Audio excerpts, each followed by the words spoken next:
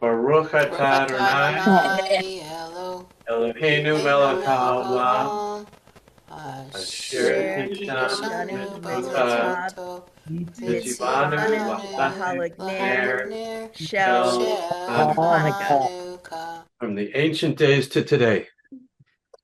Chag Sameach, everyone. My name is Deb Nom Crane, and Matt Liebman and I are the co-presidents of JCAN MA. Thank you guys for coming. I just wanted to say a few quick words.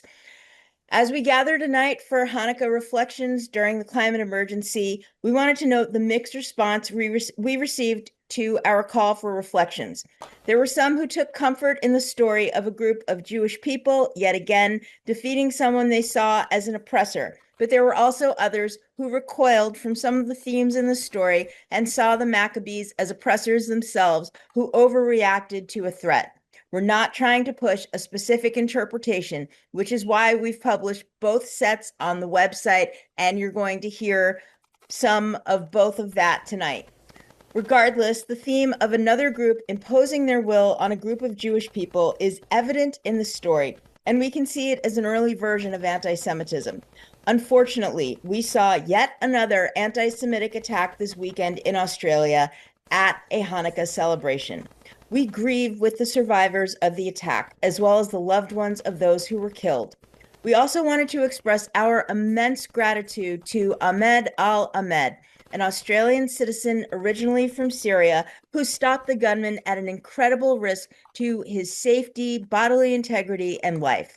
Just as we've asked you to sit with the grim and light sides of the Hanukkah story, we also ask that you sit with both realities of the attack this weekend. We are under attack at times, but frequently we are not alone. And now I'm going to turn it over to our treasurer, Scott Kadish. Hey, thanks, Deb. Again, my name's Scott Kadish. I'm the treasurer of the Jewish Climate Action Network of Massachusetts.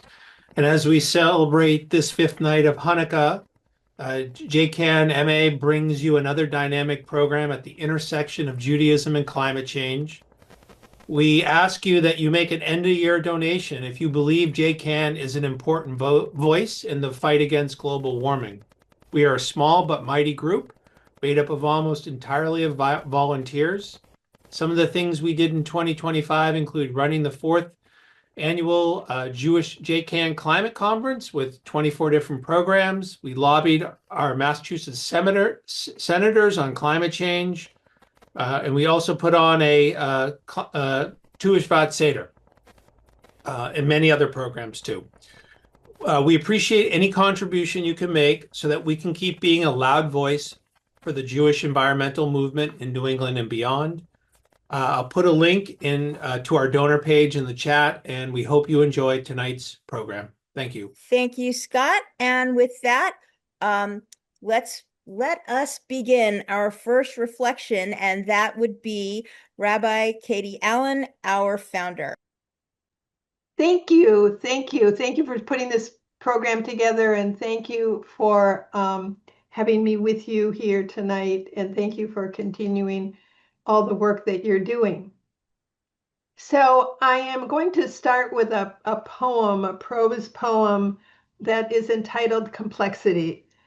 Doesn't have anything to do with Hanukkah, except that it has to do with the idea of complexity that Deb made reference to in her opening remarks. So complexity, originally it was published in Abstractophy Literary Journal.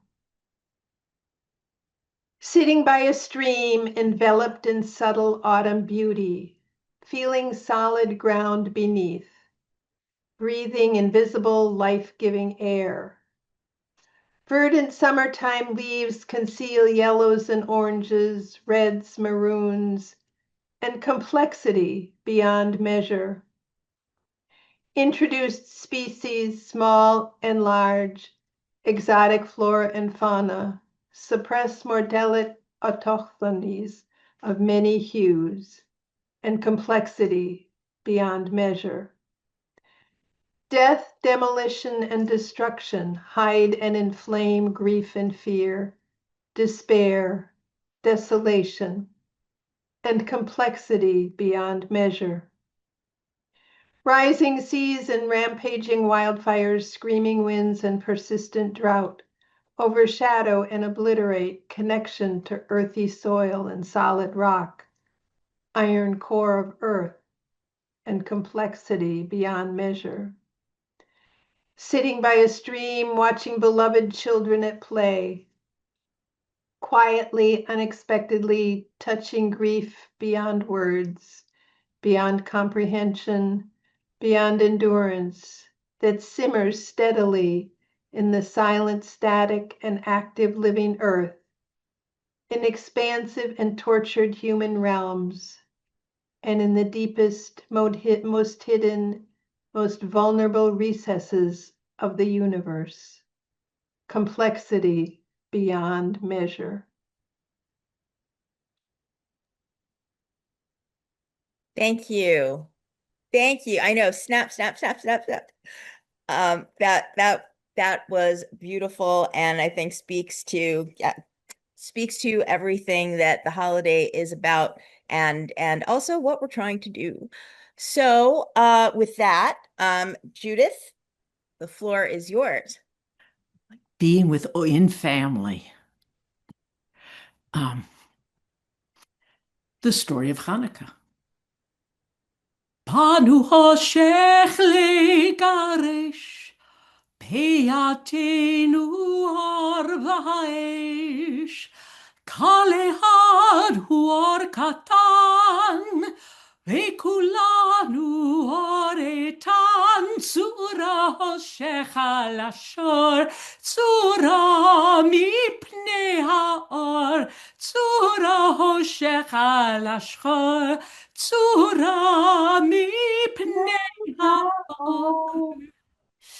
It was a time of tyranny, a time of corruption, a time of oppression. It was 167 before the Common Era, and Antiochus ruled Judea. Now, Jews were well skilled at putting on the garb of their oppressor and continuing to live within their laws, within their families, within their community. And they did so here. Now, the Egyptians from the south said, join us. Join us and we will allow you to pray and publicly. You do not have to hide. But then further north in Assyria, they said, you can be part of this community. You can join commerce. You can join government. Just take on our style. Now, the politics were Roman. The style was Greek, aka Hellenic. And so many Jews were excited by that because they often had not been integrated into the major culture. And they said, we have this opportunity and we can still practice in our homes, our communities. Let us take advantage of it. But others, just like now, said no. If we deviate from the laws as we have practiced them for long, long years, we will lose ourselves, we will lose our faith, we will lose everything. So you see, some arguments, they always stay the same. And we might have just continued arguing, except on the eve of his greatest aspiration, Antiochus IV wanted to invade Egypt and own it. But the bosses from Rome said, and he was stymied and so angry, then I will rule in my own kingdom like a god. And that is when he proclaimed himself Antiochus Epiphanes, God with us. These Hebrews will worship me as a god too. We will go into every temple. We will take down their Ner Tamid. We will put in a statue of me with incense flowing from it. And they will see how easy it is to worship their new god. And so Apelles, his envoy, went from town to town. And I'm going to tell you the truth. Lots of people said, when the option was losing your head, I'll walk into the desecrated temple, I'll give them some obsequiousness and then go home and still pray and obey and live in my community as a Jew. But there are some lines that certain people will not cross, like Hannah's sons. And they chose death. And when Apelles came to the small village of Modène, Mattathias, the old priest, was called forth to his desecrated temple. When he came, the streets were lined with folks, Jews whose shoulders were rounded, whose eyes did not meet one another, for shame of what was happening. The temple was crowded, and Mattathias walked in with his 5 sons behind him, Johanan, Simon, Judah, Eleazar, and the child Jonathan. And they walked towards the bimah, and Apelles said, "Show people how easy it is to pray to your new god, Mattathias." And the old man walked to what had been a bimah, but now was a statue of a man. He walked up to it, took the incense from it, lifted it high. "God forbid I should deviate from the law of my fathers to the left or the right. I will never enter this place until it is a sacred house of our God again." And he snapped it and he smashed it onto the floor. And when he turned, and his 5 sons started to follow him all too slowly out, it took Apelles a few minutes before he understood what had just happened. But by then, the people were standing, not bent over, but shoulder to shoulder, their eyes blazing, and they created a wall of humanity, protecting Mattathias and his sons, Eleazar, Simon, Judah, all of them as they walked out. And that is the story we were all told in Hebrew school. And with great pride, we said, yes, that is a line we do not cross. But they did not tell us the rest of the story. As Mattathias and his 5 sons made their way up into the Judean hills, they gave up their priestly duties and took up the sword of a soldier. And as they lived up there and others joined them, "Father, Father," Jonathan was always excited to help. "Father, there are 3 men, ratty looking. They've almost made their way here. Can I bring them?" "See first if they pass the test." "No, Father!" "Simon, go with him." And they would go and hide behind a rock and watch the men. They had put food out. And they determined that if they just ate it quickly, these men were not truly of their ilk. But they watched, and the 3 men first washed their hands in the stream. They said the Baruch, and they ate modestly. They would keep the law, and they were brought to camp. Mattathias, their first and sole objective was to bring those temples back, to take them out of the realm of the pagan and bring them back with the Nar Tamid hanging proudly and people able to come and pray again. And that's what they did initially. They would slip into the temples at night. They would bring them back. They would build the Nar Tamid. They would slip out. But as the Romans heard that these upstarts were challenging them, they started to send their soldiers. And the Hasmoneans matched them 1 to 10. Mattathias worried as the people fought. "How can I be a priest and say we are fighting for the law? Thou shalt have no other gods before me. Thou shalt not kill." The old man struggled every day with it, and he grew old, for you grow old quickly when you are at war. And he called his 5 sons to him, Johanan, Simon, Judah, Eleazar, Jonathan. "I know I will soon die. Do not argue with an old man. And someone must take up leadership. Johanan, you have a hot temper, You're a good man, but you often do not think before you make decisions. Simon, you are a scholar, not a soldier. Eliezer and Jonathan, you are still yet boys. But Judah, you have the love of the law, the might of a hammer, and the ability to lead. I leave our tribe under your leadership. Maccabee, like a hammer. And that is when the Hasmoneans took on that moniker. And the next morning, Mattathias, he awoke in spirit only. And Judah was now the head, and he could inspire one man to fight like 10 before a battle. My men, if you are thinking of your young bride at home or the wealth you have accumulated, leave now. For you will not fight with all of your heart thinking of what you have lost. But those of you now here, willing to give your lives for the law, please fast with me, and tomorrow we will go into the battle with the blessing of God. And each man did fight like 10, and they won battle after battle after battle. It was soon that General Gorgias had come to fight them. And Judah said, someone must go and look and see how many men they have, how many horsemen, how many footmen, where they have made paths to come to us. I'll go.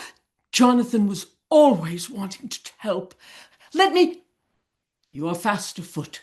Go, Jonathan, but just spy and come back with the information. I will, Judah, I will. And he ran as fast as he could. It took him only a little over an hour to reach their camp.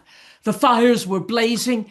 He came to the edge and he saw almost 40,000 foot soldiers, 7,000 horsemen, so many.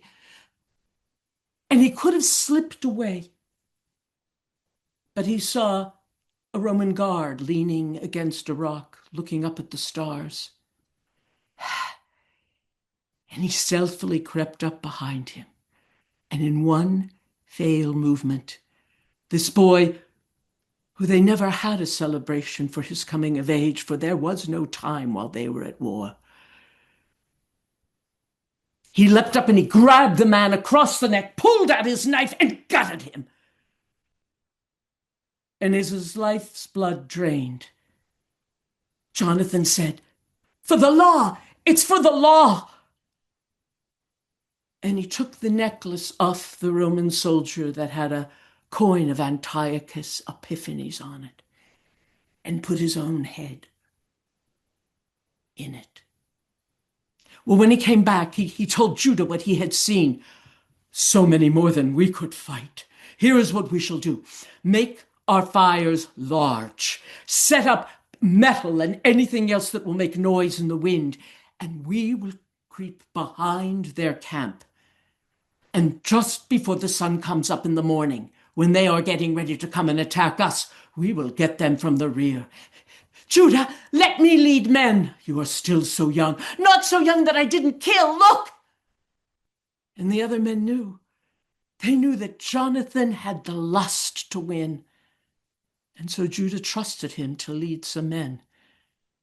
And indeed, they won that battle, attacking Lysias's men from the rear while they were still just barely awake. After they had killed 3,000 of them, and the men started to run, Jonathan said, "Let's fight, let's follow them, we can kill more." It is enough that they are in retreat, but enough.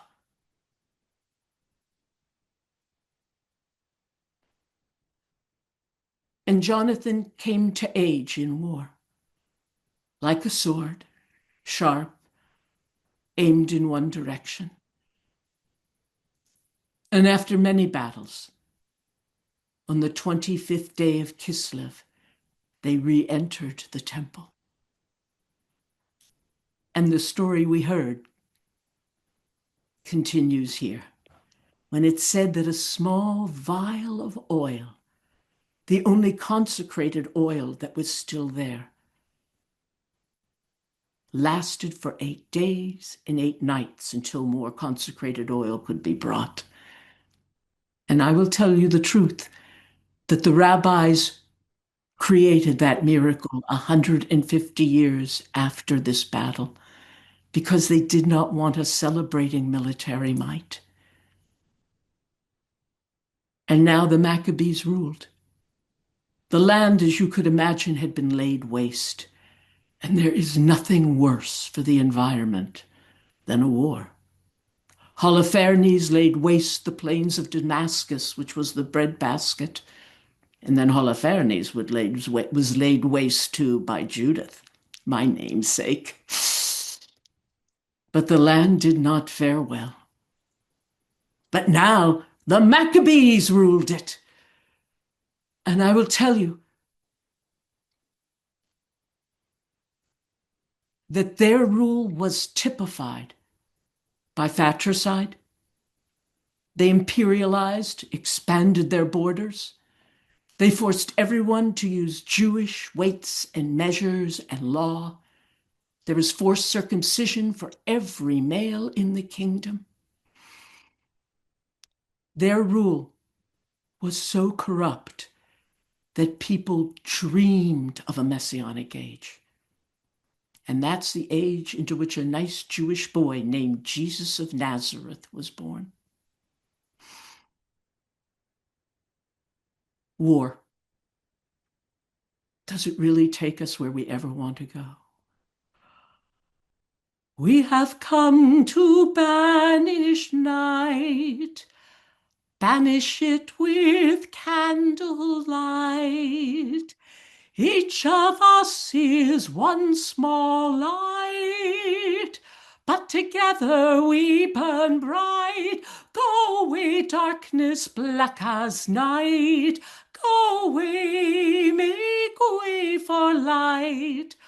Go away, darkness black as night.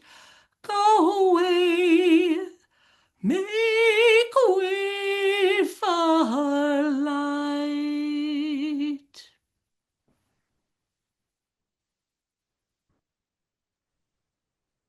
Thank you, Judith. I invite everyone to take a that was deep breath great. or two and yeah, let that sit with you because there's a lot there. And take your moment. And now let us move on to our next piece from Rabbi Katy. Thank you. Thank you. Thank you. Wow, Judith, that was incredible. Well told. Thank you. So this is a very short poem by the title of Marcescence. Because one of the themes I feel like that comes through to me about Hanukkah is just to hang in there, persistence, just be there, just keep going. So that's why I felt like this poem fit here for Hanukkah. Marcescence. Hang on, don't let go. Follow the crowd. Be your own person. You too can have the audacity of the oaks and the beeches to keep your leaves all winter when all the other trees are calling, be like us, let them go, let them fall. Be your own person. It's worth it. Thank you. Thank you. Thank you very much. Yes, let's do Marcescence. I like that word. Okay, lovely. And now let us move on to Thea. Judith, that was absolutely mind-boggling. Thank you. And thank you, Katy, for all of your beautiful, beautiful poem. I have attended the Dayenu workshops for the last 3 weeks on Midrash, and we had various writing exercises, and I put together my writing from those 3 workshops, and I put them together into this piece. And also my Unitarian Universalist minister, Dave Egan, has done reflections on Hanukkah, and I've incorporated some of his ideas as well. So this is in 3 parts. The first part is a letter from Adam's perspective to the future. I saw the lighted times getting shorter, and I got scared. Where was the light going? The 4-legged said it would happen, but I didn't believe them. I mean, how do they know? They've been here longer, but can I believe them? I decided to collect some information. I started marking off the lighted times, and I was seeing a trend. I invented that word, trend. The lighted times were getting shorter and shorter, but then it changed. The lighted times got longer and longer, then it switched back to shorter and shorter. So when I tell you not to fear, it's from my new understanding. This is now what I believe. I call it a cycle. The flows and ebbs, the yeses and nos, ups and downs. The lighted times come and go. Nothing is coming to an end. And by believing the lighted times will cycle and return, that is the start of being alive in this vastness. Part 2 is a letter written in the year 2200 to the past from a bird's perspective. This is my last flight, 3,200 miles back to Mexico. It used to be almost too hot to fly. I needed to sip more water, and I tired easily. Many birds didn't bother going back, and that in itself was a big risk. But then the 2-legged mammals changed their ways. I say it started when reality hit them hard. We lose millions of birds every year, but they lost 4 billion or more. The 2-legged and 4-legged mammals were dying everywhere. Some places it was worse than others. They said something about money and technology disappearing. We don't use those things, so I don't know their need. I just know the 2-legged mammals are different now. They're more like us. All I can say is that they're softer. I think they learned the lesson of survival that the rest of us already knew. To live in harmony, to practice acceptance, the ebb and flow, to not destroy the commons. I've seen large gatherings of 2-legged mammals blessing the harvests and sharing among the species. I've seen 2-legged mammals and 4-legged walking side by side. I've seen gratitude abound. And this third part is my own reflections. I'm walking the dog. It snowed last night. My feet crunch on the grass. I remember that sound well from times in Cleveland where I grew up. In February, the grass isn't green. It's hard. I'm worrying about so many things. My friend Enrique, born in New York City, is an American citizen but could get deported. I'm freaking out about changing my Medicare plan, how much more it's going to cost. I'm staring at money disappearing. But if I make more, I'll get kicked out of the place where I'm living. I feel dread when the darkness descends early and I'm fighting off the cold encased in my parka, mittens, and boots. There's a sense of loneliness, of becoming a captive in a jail of heaviness. I'm remembering when the days lengthen in the spring, how I feel a sense of freedom and excitement, knowing it's going to stay light for hours. There is a freshness, a buoyancy, a soft cotton jacket on my arms. Yet in that darkness, I can always see a light, a Hanukkah candle, my mother's face, the sound of her voice, the sweetness of hot cider and close friends, the taste of Indian food, the warmth of my wife, her voice, ballads I love, the sound of water, the joy of creation from tidbits. These things push back on the darkness, For one more day, I can breathe. Do others feel the same as I? The dog is sniffing below the layers of snow, searching for evidence of otherness. We use our empathy to sniff out others' emotions and understand their perspective. I hear empathy comes and goes. W.E.B. Du Bois said the problem with the 20th century is the problem of the color line, or racism. Elon Musk said the problem with the 21st century is empathy. Sherry Turkle says empathy is a democracy's job. Empathy plus action is compassion. Here's a recipe for compassion.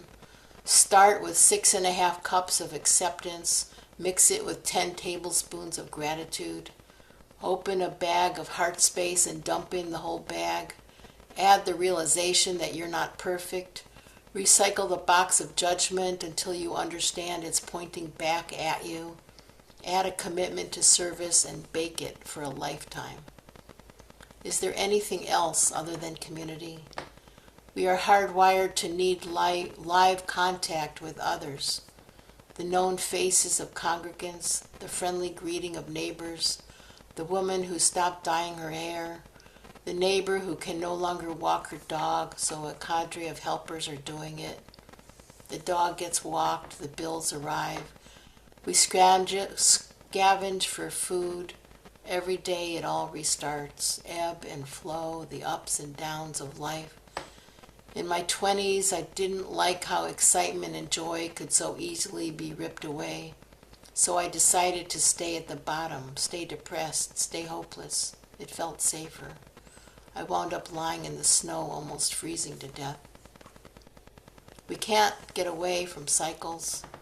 We complex systems are filled with cycles. Our blinking eyes, our beating hearts, the ozone cycle, the fast carbon cycle, the lunar tides, the sunspot cycle, the climate cycle, the long cycle of civilizations as they rise and fall, financial cycles through busts and booms, immigration cycles through the pushes and pulls. Tomorrow, the 3I Atlas comet will pass the Earth at 42 miles per second, coming from the direction of Sagittarius and going who knows where. It's older than our solar system. Most comets are periodic. They fly by and return like alternating current, like the ebb and flow of the tides, like the leaning in and out of empathy, like the birth and death of civilizations. There is no peace for civilization. It surrounds us like a mother's womb, the endless drum, night after night, year after year, extinct like aching twine, infinite stretches of time, disappearing in an eye blink. It takes just one candle to start things going. The light increases not by force, but by persistence. Empathy happens face to face when we step away from needing to win and we listen. Listening is more important than agreeing. Share a bit of the road. Each small light can help the world find its way. On this Hanukkah, I choose hope over fear. Janice Stansfield said, I cannot do all the good the world needs, but the world needs all the good that I can do. It's the big picture and the details rolled up into one by a knowing, a letting go, and the fullness of time. Thank you. Okay, another couple of deep breaths, right? I'm blown away by what everyone has contributed so far, and I think I speak for everyone here. Okay, so with that, I just wanted to announce a small change to the program. We're going to have Judith speak next, and then we're going to have Matt speak if he's willing. And then we will close out with Rabbi Katy again, and maybe we will have a couple of minutes for people to share their reflections on these reflections if you would like. But with that, over to you, Judy. Did I mention that Jonathan became the leader in 160 before the Common Era. So at the end of the war, Judah was exhausted. And that is why there was so much corruption, because he had no other experience but war. Okay. So we thought maybe a slightly lighter side here. Those were just stunning and hopeful, which is sometimes hard to be when you're a climate activist. So thank you. This is a poem that I learned from a gentleman in Peabody when I was doing a program there once. And I said, "Can I tell this?" And he said, "Sure." Yiddische Kinder. It was the night before Chanukah, boy-chicks and needles. Not a sound could be heard, not even the dreidels. The menorah, it sat on the chimney alight. In the kitchen, the booby, she's chopping a bite. Salami, pastrami, a glass of lattes, a horridil pickles with bagels. Oy vey. Gesinnten Geschmack, the Kinderle felt, dreaming of Tegelach and Hanukkah gelt. The alarm clock, it sat, a clapping and a ticking. Ach, the Zadie's now cutting some very fresh chicken. When a tumult arose like 1,000 baruchas. Sammy Claus, he'd fallen and broken his tuchus. I got on my slippers, eins, zwei, drei. The booby's now eating some herring and rye. I run to the door and button my gutkis. The Zadie's now eating some very fresh latkes. I get to the window, and to my surprise, a little red yarmulke there greets my eyes. Well, when he gets to the door and sees our menorah, "Jüdische Kinder," he cried, "keine Horror." I thought I was in the wrong house, but as long as I'm here, I'll leave a few toys. Come in, I say, I'll get you a dish, a gopel, a leffel, a stickel gefilte fish. With smacks of delight, he started his fressen, bagel knish horror gegessen. Along with his meal, he had a few schnapps. When it came to eating, this boy, he was tops. He had some fish with pepper and salt. The pepper was hot, and he yelled. He unbuttoned his hoisin, pushed himself from the tish, said, your kosher meals are simply delish. I gotta go now, but I'll see you later. I'll be back Pesach in time for the Seder. Well, faster than eagles, his prancers they came. He shouted and called, each one by name. Come Easy, come Gert, come Shlomo, come Manny, come Yittela, Moishela, Herbert, and Manny. He gave a loud geschrei as he drove out of sight. Good yontif to all, and to all, a good night. Thank you. Okay, Matt, over to you. Wow, this is so much fun to listen to Judith. I was going to talk about Rabbi Arthur Waskow today. I wrote a piece for the Jewish Journal of Boston about him and how he's influenced JCAN over the years. And he passed away a couple months ago now. But instead, while hanging out with my new grandson, I thought I'd rather reflect a little bit on Rob Reiner. And I think everyone here, a certain age, familiar with him, from Meathead to Spinal Tap to The Princess Bride. And I just watched Stand By Me. It was on Netflix a couple of days ago, and it holds up. And it's for the first time in many years, and it's such a wonderful story. But this is Hanukkah, and I turn, of course, to the idea of hope and miracles that has already been brought up, especially from Judith and Thea. And there's a scene in The Princess Bride, I'm sure everybody knows. Miracle Max, aka Billy Crystal, comes up with a potion to revive the dread pirate Roberts, aka Wesley, who would marry the Princess Bride, i.e. Buttercup. They need to storm the castle where Prince Humperdinck is going to marry Buttercup, but she is Wesley's true love. Now, Wesley was tortured, but he was only mostly dead, not completely dead.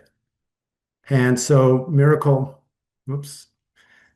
Max and his wife, Carol Kane, played his wife. I don't even know if she had a name. They concoct a potion to revive Wesley. And as he departs, his wife asks Miracle Max whether it will work. And he says, of course, it'll take a miracle. And of course, they storm the castle, overthrow Prince Humperdinck, and recover Princess Buttercup. And they live happily ever after.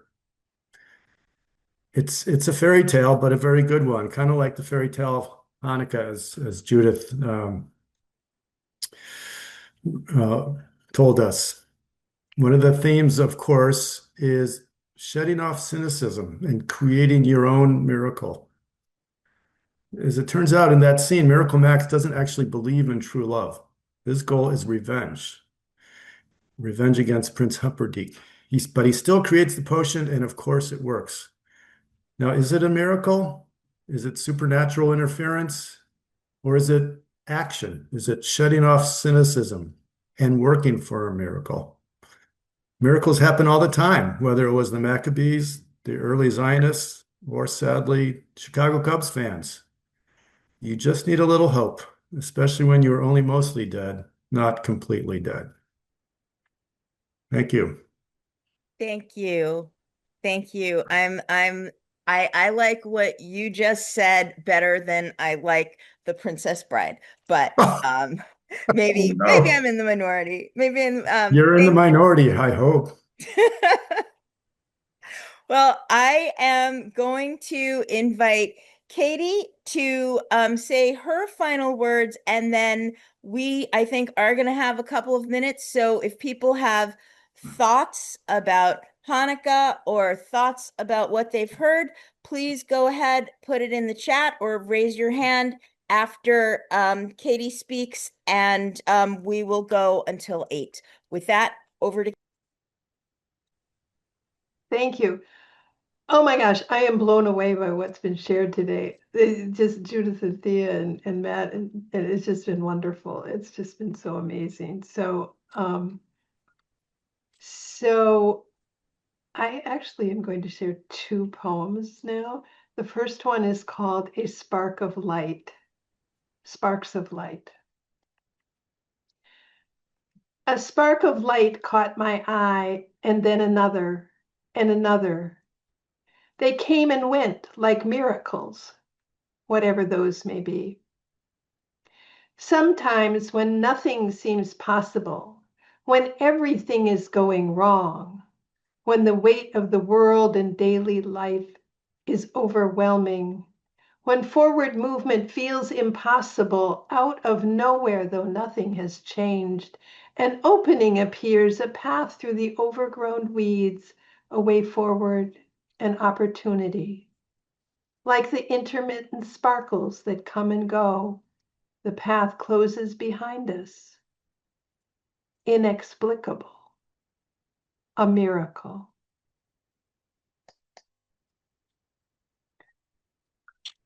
And this one is called A New Journey.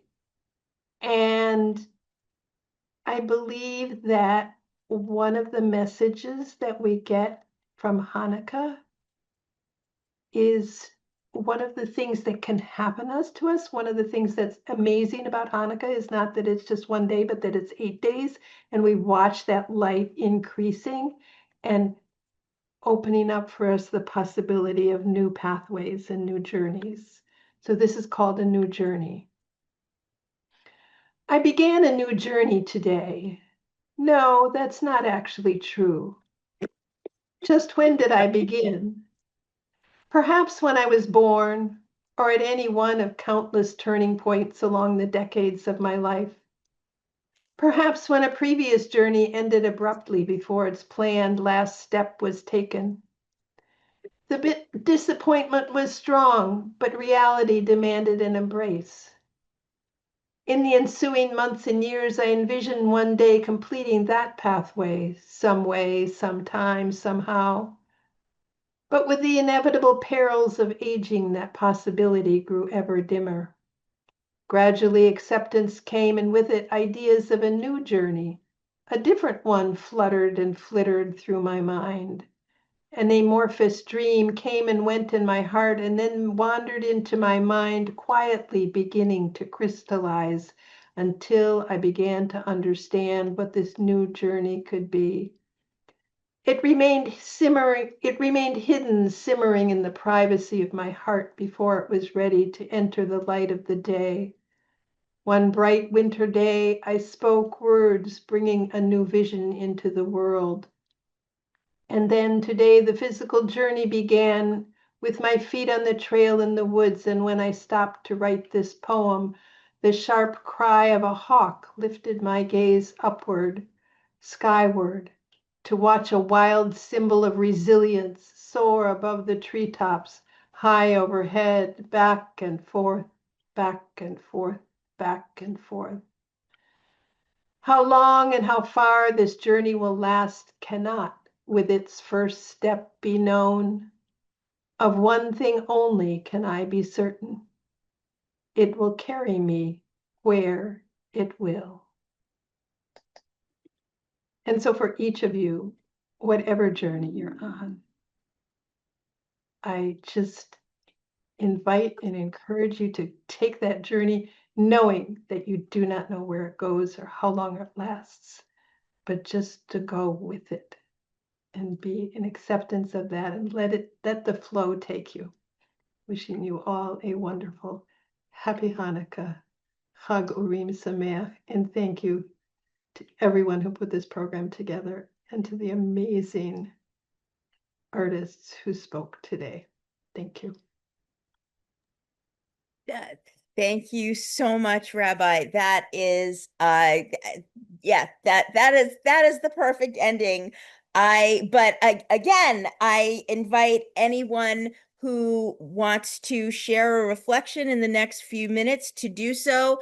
Also wanted to recognize others who have contributed on our website, including Marcia Cooper and Andy Oram. We really, really appreciate people sharing what they feel with the rest of the community. And just to point out, Judith is also, and Matt are also on the blog, on the website. And Matt is actually tonight. So if you wanted to read what he said about Rabbi Waskow, please do so. And what I read is going to be on one of these nights. Yes, and as is one of Katie's contributions as well. Sorry, guys. There are many ways to view this history of Chanukah and the Maccabees and the Hasmoneans. I read an interesting book, which I don't remember the title of, which was by this historian who's really into, the economic and social background. And this historian said that the Maccabeans started because of globalization. And the Greeks were doing much like what we are doing around the world. And people with money or people who had the right ins could get ahead, and other people were getting poorer. And the Maccabeans were the revolt of the dispossessed. You could look at it that way. I just wanted to say that I felt like we were maybe taking a chance tonight because people promised me that some of their stuff was going to be grim. But what I feel tonight is not Pollyanna-ish hope, but like the hope of community. And that is what I think is at the core of where a lot of us are as Jews. And that is what we find so appealing, not the theistic side, although I think that's not necessarily incompatible, but for community. So I am grateful yet again for all of you and for coming together like this and doing that. And that's why we have to keep doing it, because we need to keep pumping that up. With that, if you have any comments, you've got our email through the newsletter. Otherwise, have a good night and happy Hanukkah. Thank you again, everyone. Happy Happy Hanukkah. Hanukkah. Thanks, Deb. Happy Hanukkah, everybody. Hag Sameach.